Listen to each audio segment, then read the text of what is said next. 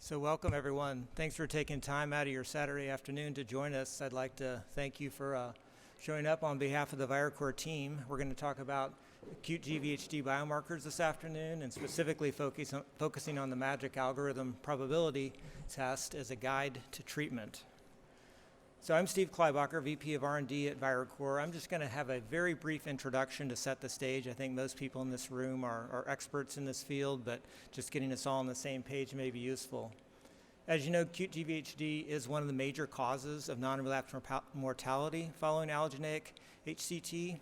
Primarily, it affects the skin, the gut, the liver in the first 2 to 3 months post-transplant, and the occurrence can be up to 60% in these patients, in the allo-HCT patients.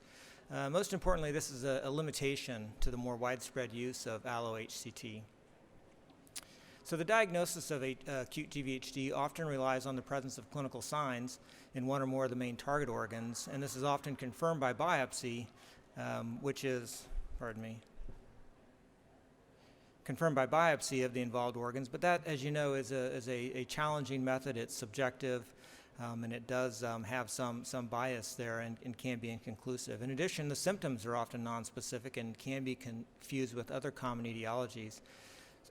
Finally, waiting on the onset of clinical signs and the biopsy results can represent a significant delay, allow the disease to progress, and obviously it eliminates the possibility of preemptive treatment.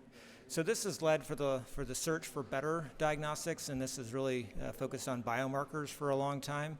However, there have been limitations to this effort in the acute GVHD biomarker field. First, not the least of which is a lack of standardization of methods. There are a lot of publications, but the methods were often diverse, and so there was an inability to compare and replicate in some cases. The selection of the biomarkers did evolve, especially with the advent of proteomics approaches, but typically large-scale multi-site validations were not performed and clinical cutoffs weren't established, and finally a lot of these tests were not available for clinical use in a CAP-CLIA lab. Now a lot of this changed thanks to the efforts of the Mount Sinai Acute GVHD International Consortium, or the MAGIC Consortium, and that's really what the focus of the talk's going to be for the rest of the hour today. So if we have questions as we go along through the talk, we'll hold those to the end. We'll have cards passed out. Some of you probably picked those up as you came in through the front door. But go ahead and fill out your questions or put your questions on the card. We'll collect them, and then we'll let Drs. Ferrara and Nakamura answer those as they reach the end of the session. So with that, I'll introduce our two speakers, and we want to give them a huge thanks for, again, taking time out of their busy schedules to talk with you this afternoon. Probably don't need introductions for these two individuals, but I'll go ahead and formally introduce them. Dr. Ferrara is the Ward Coleman Chair in Cancer Medicine, Professor and Director of the Hematological Malignancies Translational Research Center at Icahn School of Medicine at Mount Sinai. And then Dr. Nakamura is a professor in the Department of Hematology and Hemopoietic Stem Cell Transplantation at the City of Hope. And with that, I will turn it over to Dr. Ferrara.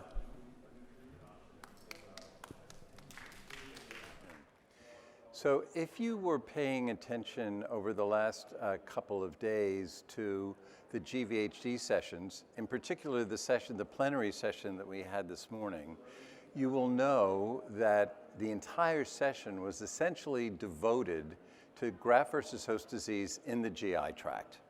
And it is the GI tract that still is the major source of GVHD-related complications and mortality for our allogeneic HCT patients. I'm not going to go through the raw data to explain the biology of these biomarkers, because we actually found the biomarkers not through hypothesis-driven testing, but rather from clinical samples. But let me, we have published this about a year and a half ago, and let me just take you through this particular cartoon, which explains a little bit about how the biomarkers can actually function as a liquid biopsy. So the two biomarkers that are critical are ST2 and Reg3 alpha. What you see here is a cross-section of a gastrointestinal crypt. And you should probably imagine that this is a crypt that's in the ileum. As you heard from Dr. Jeff Hill today, the major portion of alloreactivity in the GI tract is in fact in the small intestine and in the ileum. And in the crypts of the ileum, the intestinal stem cells, which is the pink cell, the ISC, at the pink one that's next to the hot red effector donor lymphocyte, that's being sort of chewed at by this donor T cell that has that little yellow receptor on it. And that's the alpha-4 beta-7 receptor that allows it to translocate into the endothelium of the GI tract. And you heard about that from Ibin Chen this morning, also in the GVHD session. Lots of work has been done showing that the crypt is the primary target of gastrointestinal GVHD. It is probably the intestinal stem cell that is first targeted by the donor T cells, but it is true that all of the intestinal stem cells live next to Paneth cells. Paneth cells are sometimes called the guardians of the crypt, in particular because they have supportive signals, many supportive signals for intestinal stem cells. Paneth cells themselves are not stem cells, but if a stem cell dies, then the Paneth cell death is not far behind. And what the Paneth cells do in terms of protecting the crypt is that they have a number of antimicrobial peptides, such as alpha defensins. And one of those antimicrobial peptides is regenerative 3 alpha, which I'm going to shorten to reg3. Reg3 is stored in the granules of the Paneth cell. It's a heavy molecule, and it's stored in the mucus that lines the apical side of the enterocytes. So when a stem cell or a Paneth cell is damaged, because the systemic circulation is only one cell away from all of those trillions of bacteria in the microbiome, when the cell explodes, some of the contents get spilled into the intestinal lumen, but the rest of those contents spill into the systemic circulation. And so reg3, when that Paneth cell is damaged, or when then the stem cell is damaged, that is actually released now into the bloodstream. It turns out that reg3 is an important regulatory molecule. You actually need reg3 for the stem cells to persist. That's also explained in this. But as a biomarker, if you see reg3 in the bloodstream, it means that the crypts are in trouble. The story with ST2, which is the other important inflammatory molecule, that's a little more complicated because the ST2 comes from a variety of cell types. It comes from the endothelium itself. It comes from the mesenchyme. It also comes from activated donor T cells. So there's part of this that is from the recipient side, and there's also part from the donor side. I'm not going to say anything more about the biology of ST2, except to say that these two biomarkers independently are very predictive for GI GVHD and non-relapse mortality. And when you combine the two together, they are better than either biomarker alone. And so that's what we have done in terms of the MAP, or the magic algorithm probability that predicts non-relapse mortality. I'm now going to show you clinical data that are related to the different times that you can use the MAP, and that which people are currently using it throughout the United States. Just to say, MAGIC, the Mount Sinai Acute GVHD International Consortium. It's about 20 centers in the US and Europe. We monitor about 700 allogeneic stem cell transplants per year. Very importantly, before anyone puts data into the database, they have to pass a test. And they have to get 90% on that test. And the first time I took the test, I had actually designed the test, but I failed it because I wasn't following proper data manager techniques and showing where each of these things are. So it's not an easy test. And part of the difficulty of graft versus host disease trials is that our data managers have a very high turnover rate. Anybody who's sort of worked with this knows that if you've got a good data manager, they come in, they learn GVHD, they learn transplant. It's very complicated. If they're good, they get promoted or they leave to go to industry because they can get more money. So there's this constant turnover rate in transplant data managers, and we monitor each site as they put data into the database. And what we found was, I'm going to pick on my friend Dr. Nakamura here. At the City of Hope, they were doing great. This is made up, but as an example, they were doing great, and suddenly the data was not as clean because we have internal computer checks that will say, you know, if suddenly it was GVHD grade 2 and then it was grade 4 and now it's 0, but you didn't start therapy, so what happened? So that was probably just a mistake. So that generates a query back to the site. And we can tell by the number of queries that if more mistakes are being made. And what we found was actually not at the City of Hope, but at some other places, that they'd be doing fine, and then suddenly we'd have all of these queries. And we'd say, well, what's the matter? Because you were doing so well. Well, the data manager had left. There was a new data manager. They really hadn't been oriented yet. And so we now make it that every single data manager has to take the test to put in clinical data into the database. So we are very confident of the accuracy of the clinical data. When we were looking to see whether these biomarkers would do better than clinical symptoms in terms of predicting outcomes, we used a validation set of, this is now 3 years ago, and we first looked at samples taken 7 days after transplant before there were any symptoms of graft versus host disease. So this is, you know, this patient is moderately sick. He doesn't have a rash, or she doesn't have a rash. She doesn't have diarrhea. But can we tell from what's in the bloodstream whether there is damage in the crypts? And what we found was here this was 13% overall non-relapse mortality. But when we looked at the biomarkers, we could distinguish two groups. About 20% of the patients were high risk, and they had twice as much non-relapse mortality at 6 months as the low risk group, and that was all by biomarkers. And what's very important here is that I told you that the biomarkers actually represent a liquid biopsy.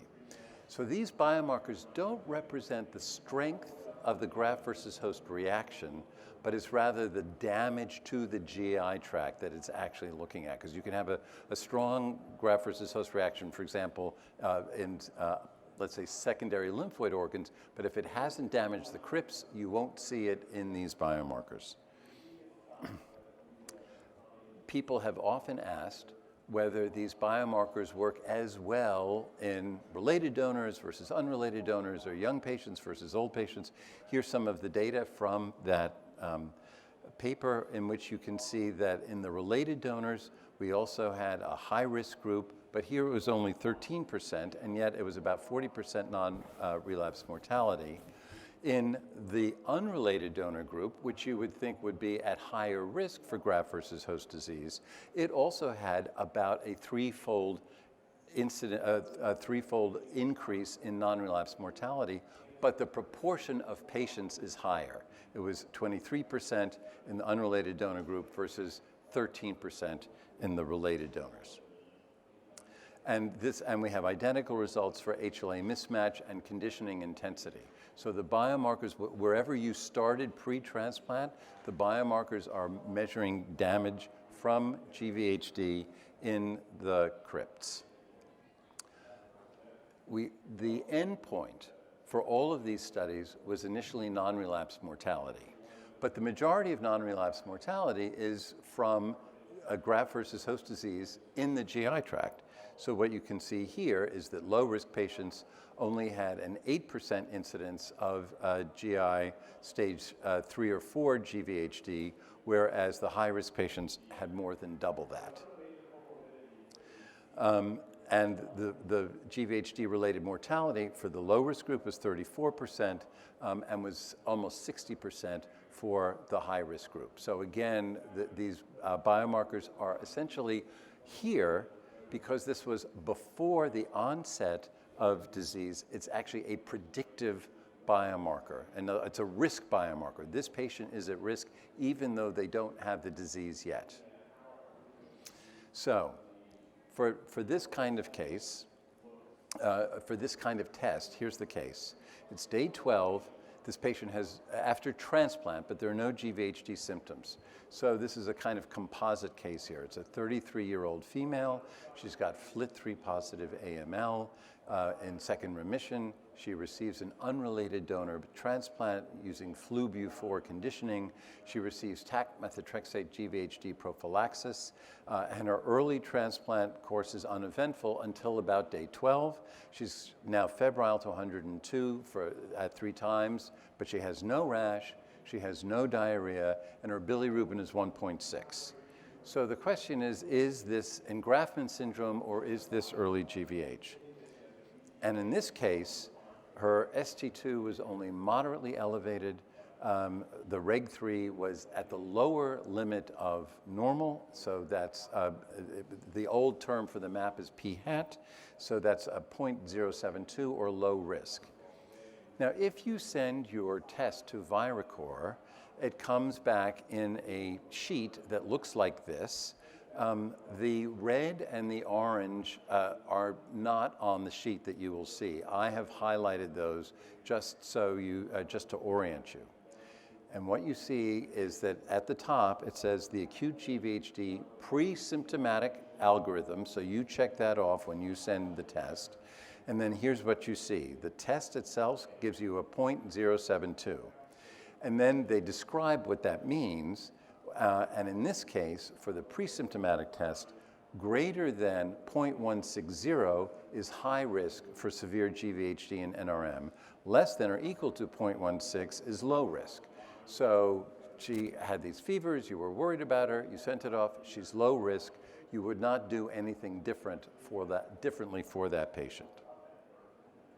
Okay. And this just to show she would be on that arm. So we would not recommend preemptive treatment, and you might have a brief symptomatic intervention for her fever. Now, most of you who send in these tests, and we'll talk about how that's changed in the last year, most of you, about 3/4 of you, send it in at the onset of graft versus host disease. So I'm going to show you some data here from our consortium. These are all patients who had onset clinical grade 2.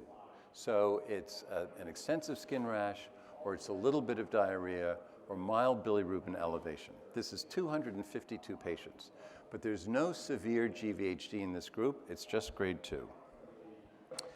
When we look at the map for these patients, we see a very distinct demarcation into 3 risk groups. The Ann Arbor 1, 2, and 3, 1 being low risk, 3 being high risk. You can see the non-relapse mortality there, and it's statistically significantly different. So remember, there's nothing in the clinic, these are all grade 2 patients. There's nothing that tells you clinically that these patients would look any different or would respond differently.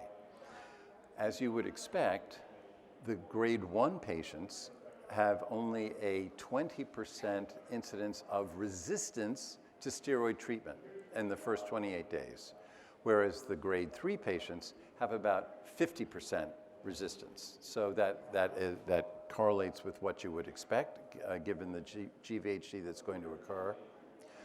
What's very important to notice here is that all of these grade 2 patients, of all of these grade 2 patients, 60% are actually low risk. So, and about 1/4 are intermediate risk, and about 15% are high risk. So for these sorts of patients, you actually want to use less intensive therapy, particularly steroid therapy, or maybe even non-steroid therapy. Some people have asked, does this work in children? So these are now unpublished data that we've just looked at in the last couple of weeks. What you see here are essentially receiver operating characteristic curves where the true positive rate or sensitivity is on the y-axis and the false positive rate or 1 minus the specificity is on the x-axis. When you look at the GV in all of these children, and it's about 190, I think, when you look at this, the clinical phenotype of the clinical severity of GVHD only has an area under the curve of about 0.63. So it's not very good sensitivity or specificity. You can see that it's at an inflection point, it's about a 40% sensitivity and an 80% specificity. Whereas the map, the biomarkers, have an area under the curve of 0.84. And so at one of the top inflection points, it's got a 90% sensitivity with a 70% specificity. So this is an example of why the biomarkers are so much more powerful than the clinical symptoms. And here, these are all children. This is 194 patients. You can see here the Ann Arbor grades by the by the biomarkers, by the maps.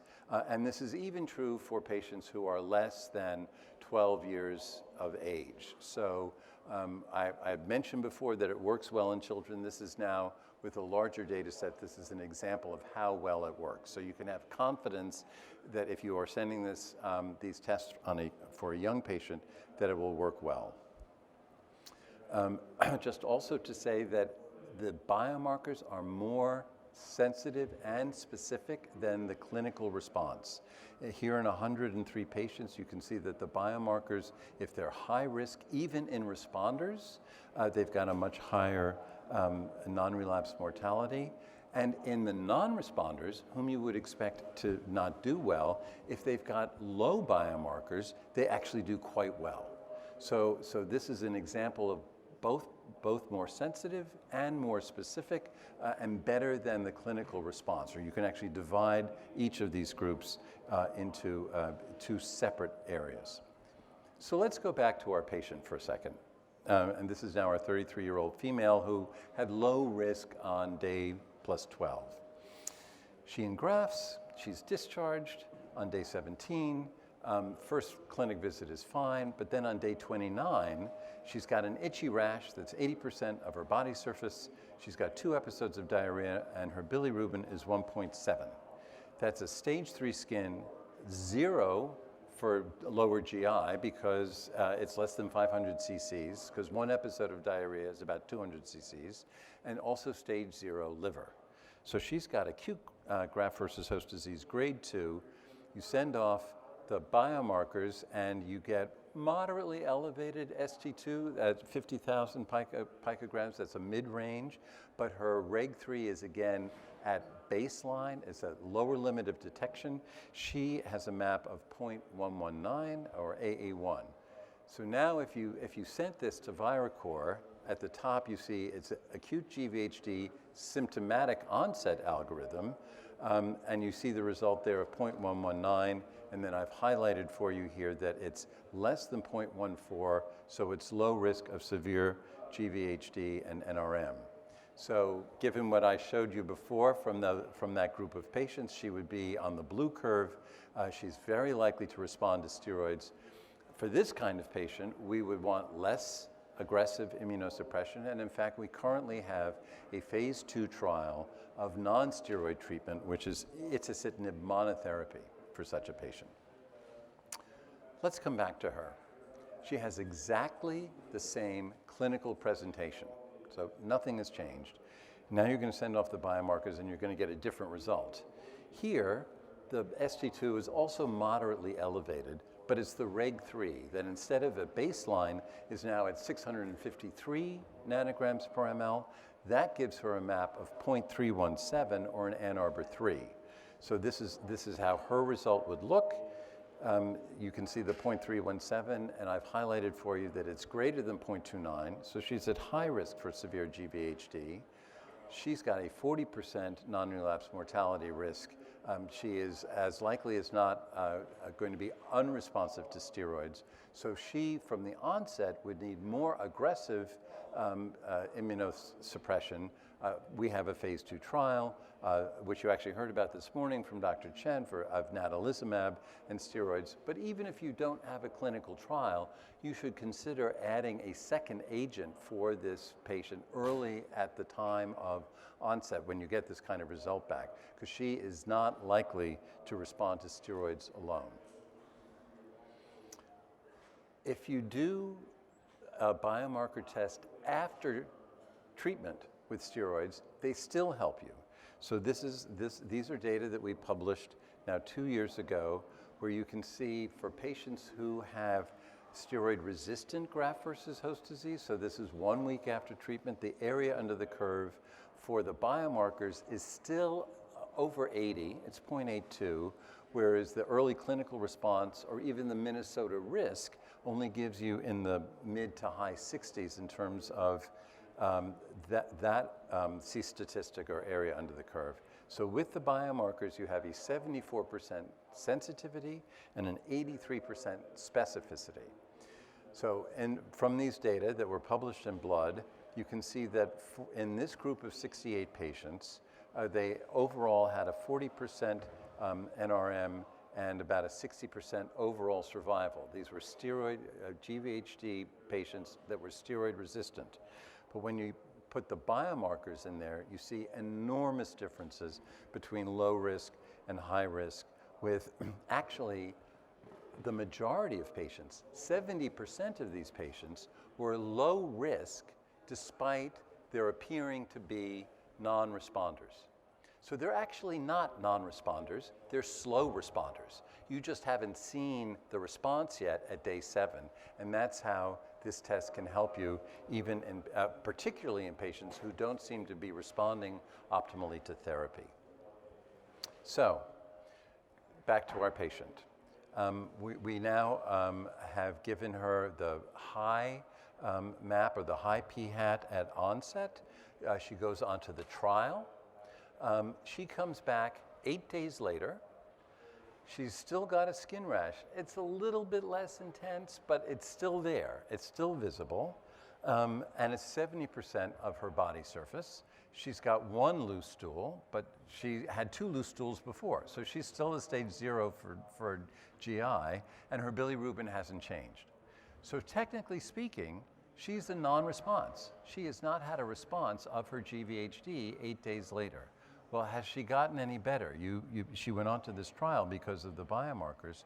In fact, her ST2 biomarker has not changed very much, but her reg3 has decreased, which means that there are fewer crypts that are damaged at this point.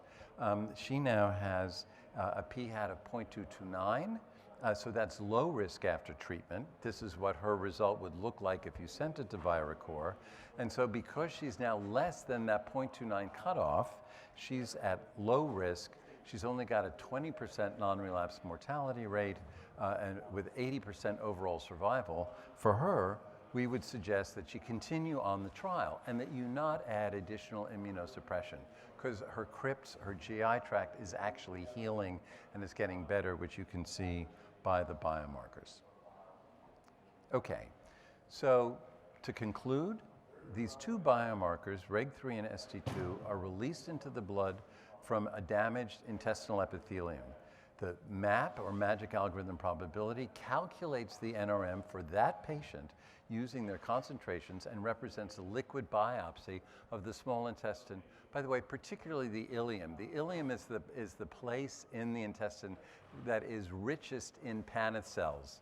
The gradient increases up until the ileocecal junction, and then it decreases. So you're really managing to get a look at the distal ileum with this test. Before the onset of GVHD symptoms, the algorithm characterizes patients as either low or high risk. At the initiation of GVHD treatment, the algorithm separates patients into the 3 categories of Ann Arbor's 1, 2, and 3, each with a different risk. The patients at intermediate risk are now considered high risk for clinical trials.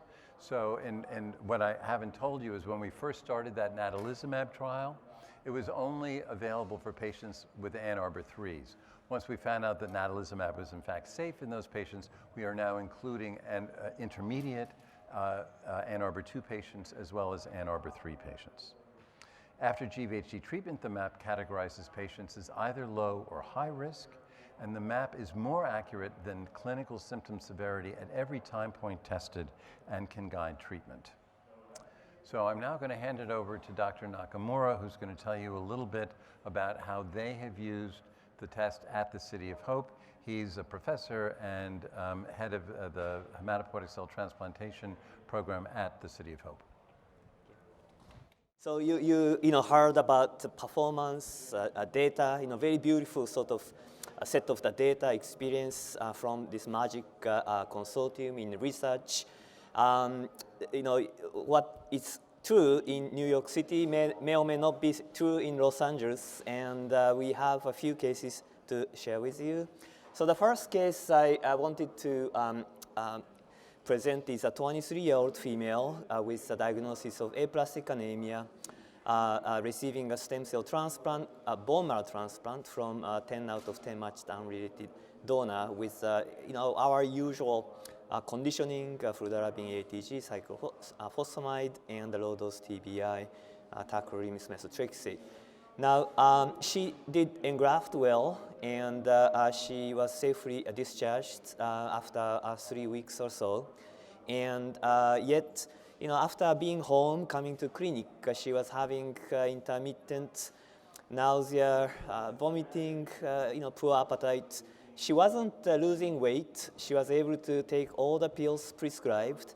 But I was kind of sensing some issues between her and her caretaker, who is her mom, and there was some tension between the two that I could see. And I also have a teenage daughter, so I could kind of sense what it would be like being together for 24/7.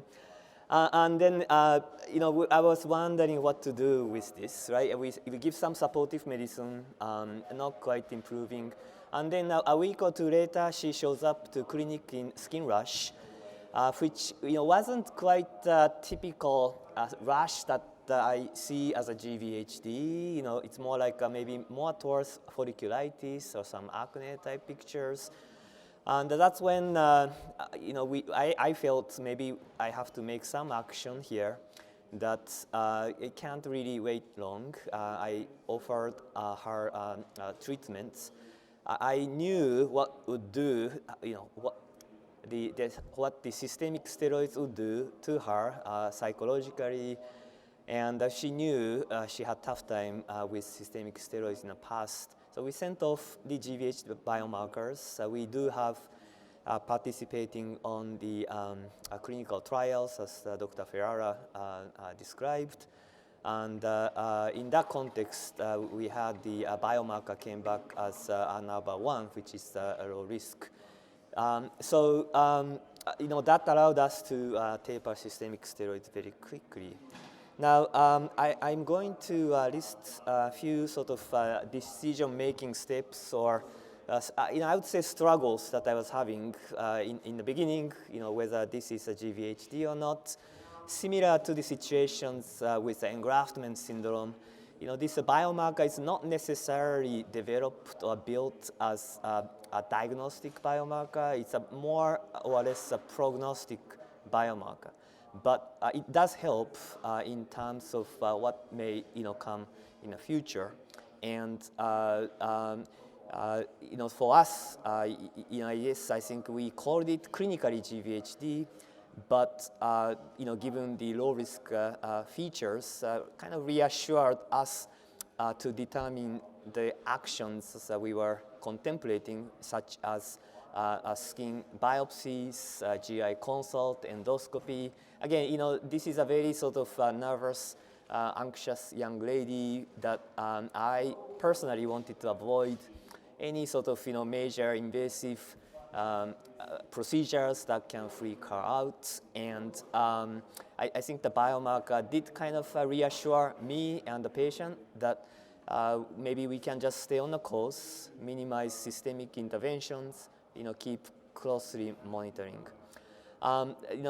Same thing can apply to the treatment decisions, how much systemic therapy. I mean, some of these lower risk, clinical low risk GVHDs can be, treated with topical treatments, such as topical steroids, skin, beclomethasone or budesonide for the gut, and spare the amount of systemic steroids and allow us to taper systemic therapy more quickly.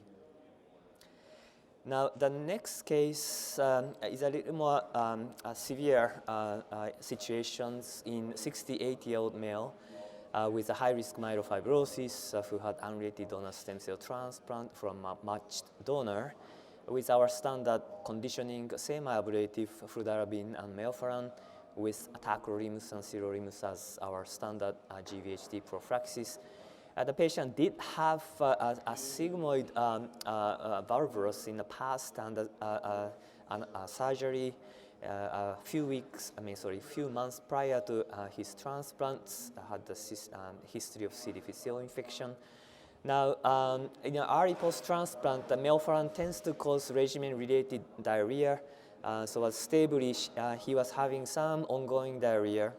But about 2 weeks into it, he started to have abdominal distensions, discomfort. We're concerned about VODs or recurrence of small bowel obstructions. CT scan, in fact, demonstrated the sign of obstruction. No signs of VOD by ultrasound or any other laboratory parameters. So we requested colonoscopy to find out if there is some mechanical obstructions at the site of surgery, which was not present in this case. And the case was just managed conservatively with NG tube, anti-nausea medications, IV nutrition, so forth. But about a week later, rounding team, ourselves felt kind of uncomfortable just watching, not quite improving. Bowel functions are not quite recovering, and that's when we asked the repeat colonoscopy. Now, thinking more about the graft versus host disease. In the retrospect, the first endoscopy actually did not really perform a biopsy. We did not really request. The gastroenterologist did not really pursue to do so. By the endoscopic inspection, there was no suspicious mucosal damage at that time. But in this time, there are some erythematous areas. The biopsy came back consistent with GVHD. And that put this case right up to stage 4 gut GVHD based on ileus. And immediately we started on systemic steroids. The magic biomarker came back with high risk. I think I did something wrong, sorry. Oh, here you go. Yes, please. Where was the biopsy taken? Was across the lower GI, so they did one in the rectum, sigmoid, and a little bit further up, around maybe transverse. Right. Okay. A few places, yeah. Again, the first endoscopy didn't really do a biopsy. So again, in the retrospect, so in our center, our use of the biomarker is so far, focused on the onset because that's what the most validated data exists, and we are still trying to do the test in the context of a clinical trial, which at this moment mostly focused on the initial treatment. But you wonder if we could, have tested the biomarker, when the first symptoms started a week prior to the official diagnosis and official intervention. Now, at the same time, the prognostic assessment in the case like this, may or may not reflect the pathology itself from the GVHD or immune attack, it's a little bit very difficult to assess how much of the gut injury may be from the prior surgery, so obstructions versus the ongoing autoimmune attack, for which immunosuppressive therapy makes sense, but this is more or less a mechanical damage rather than the immunologic mediated. Additional immunosuppressive medications may or may not necessarily improve the outcome of such cases. And I have one more case that was also somewhat difficult for us in patients who had the haploidentical donor transplants using fludarabine melphalan conditioning, PTCY as a main GVHD prophylaxis, and the patient had early cytokine release syndrome with fluid overload, kidney problems recovered, but we had to stop tacrolimus and switch to sirolimus for the renal toxicity issues. And then, around 3 weeks into it, the patient started to have GI symptoms, crampy abdominal pain, and some diarrhea. Wasn't large volume, and around the same time he was starting to engraft. And that's when we called clinical graft versus host disease. We activated our research team, sent the patients to endoscopy. We sent the magic biomarkers. No other manifestations of GVHD in the skin or liver, and the magic biomarker came back number 2 intermediate risk.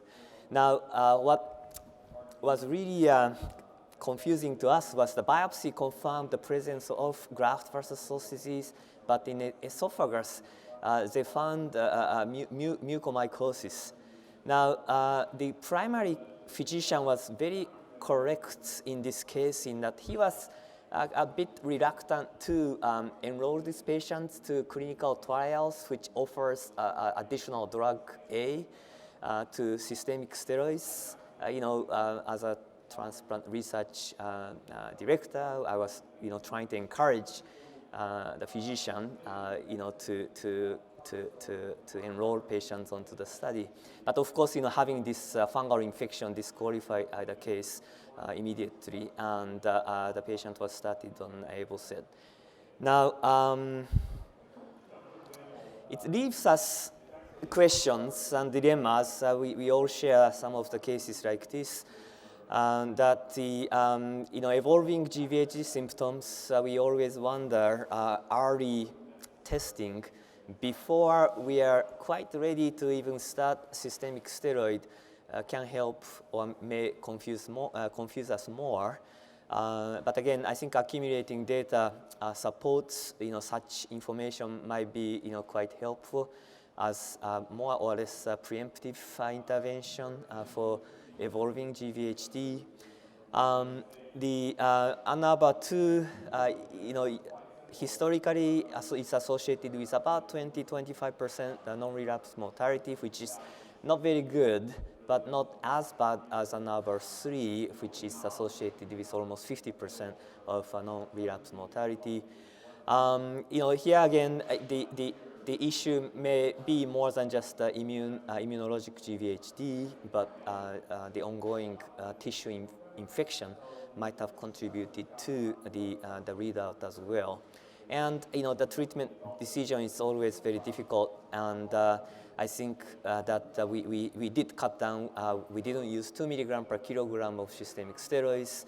Started out with 1 milligram per kilogram, and very quickly tapered as soon as the symptoms started to improve.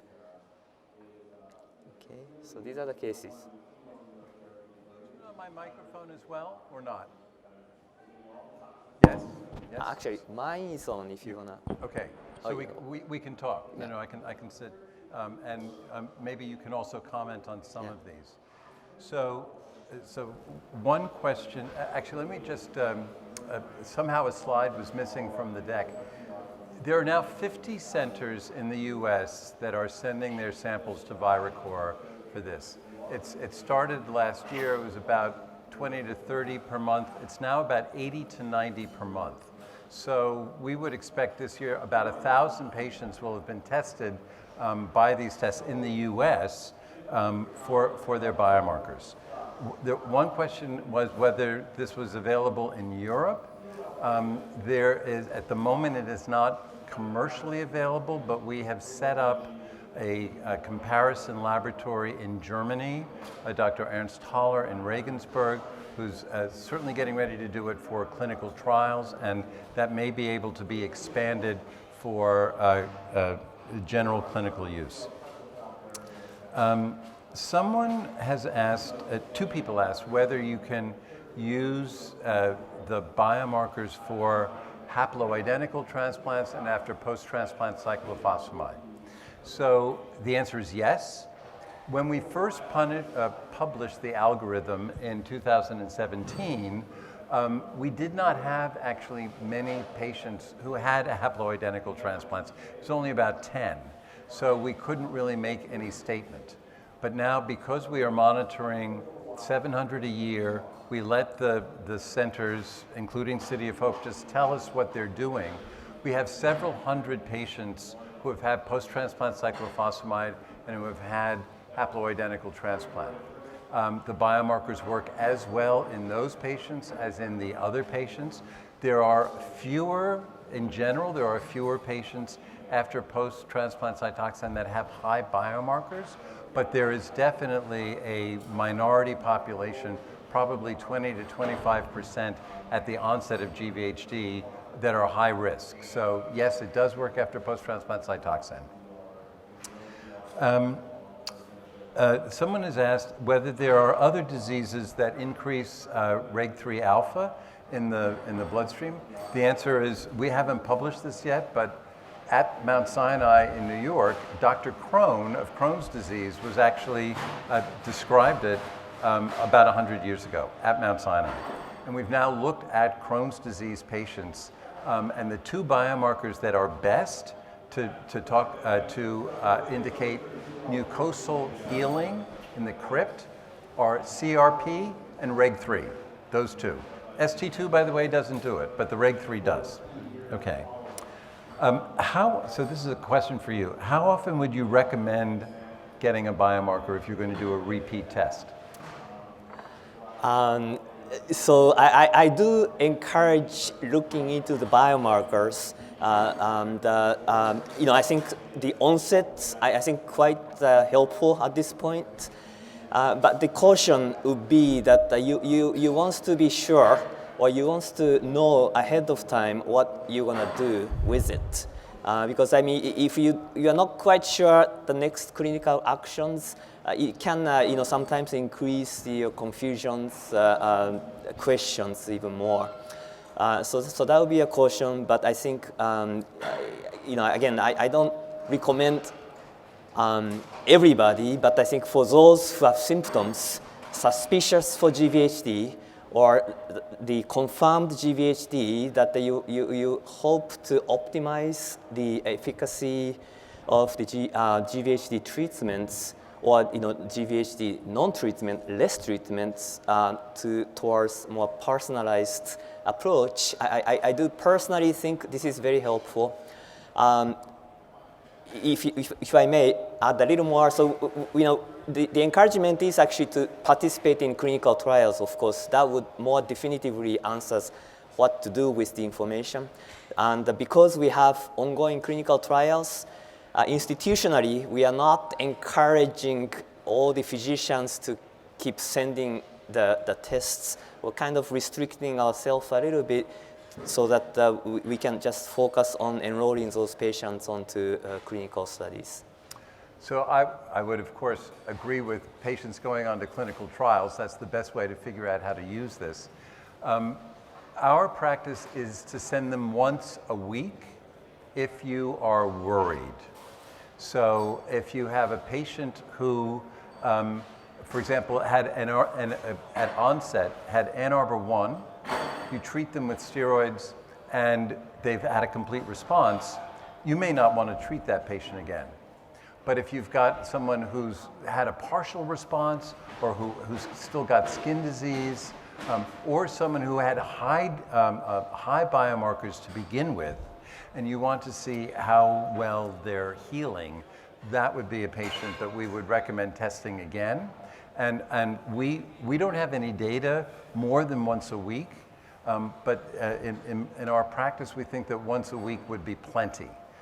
So that's what we would recommend. I see, the frequency of the question. I completely agree with Dr. Nakamura. Use the biomarkers if you would make a decision if the test comes back one way or the other. If it's not going to affect your practice, I don't know that there's much utility in it. But if you have a patient, for example, where they've got GVHD and they've got mucor in their esophagus, and you're worried about the immunosuppression, and you really want to decrease the amount of steroid that you're giving them, for example, that would be a terrific patient in which you might go ahead and look at the test again to make sure that they are either have stayed low risk or if they had been high risk that they're coming down. Someone asked whether these biomarkers will differentiate between viral disease, and the answer for Reg3 is absolutely yes. We published that 5 years ago where we had biopsy proven, and we also had about 50 patients who had CMV disease by PCR, and the Reg3 does not go up with CMV disease. So that's pretty clear. One thoughtful question here is, do we think that the influence of previous colitis prior to transplant would have an effect on the biomarker test results? And how would this influence decision about timing of sending the biomarker testing? Would you like to, I mean, I have a response to that, but do you, would that, the previous colitis patient, would that change the timing of the test for you?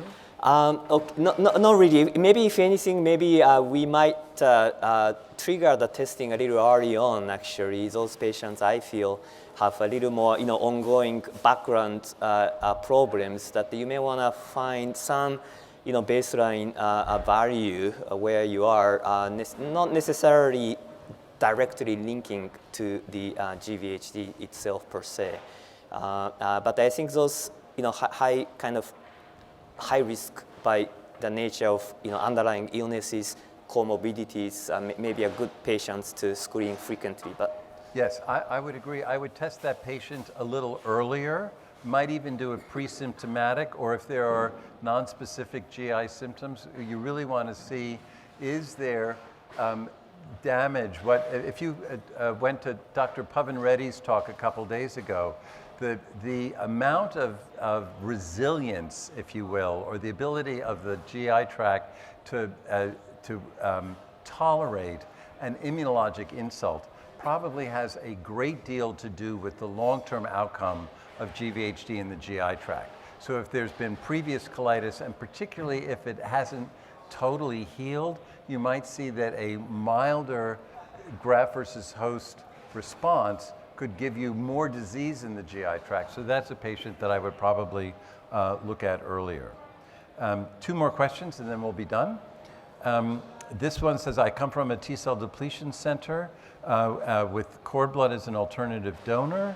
Can the biomarkers differentiate? So it does work in cord blood, and can it differentiate between the viral enteritis and GVHD? And that answer was yes. And then finally, this is a clinical sort of research question, I guess. Are the data from new patients entered into the database to obtain results? So is the database dynamic or static? And are there CPT codes for the tests? I'm told, yes, there are CPT codes for the tests. So you should be able to get that information from ViraCore. The database is dynamic. So we deliberately look at patients for whom we have most recent data. So far, we have not seen any differences in the ability of the algorithm to predict non-relapse mortality. What we can say is that overall, non-relapse mortality in the first year has decreased slightly. I showed you that one slide where it was about 13% at year one. It's now in our database looks to be about 11%. Now that is, it's 20 centers. It's not everybody who's being tested, but again, there are about 700 patients per year that we're evaluating. So we think it's pretty representative. So let me thank you all for putting up with a lot of other noise in the room. It was, I know it was distracting, but you guys have been great. Dr. Nakamura and I will be here for another minute or two in case you've got other questions. Thank you so much for coming, and have safe trips home. Thank you so much.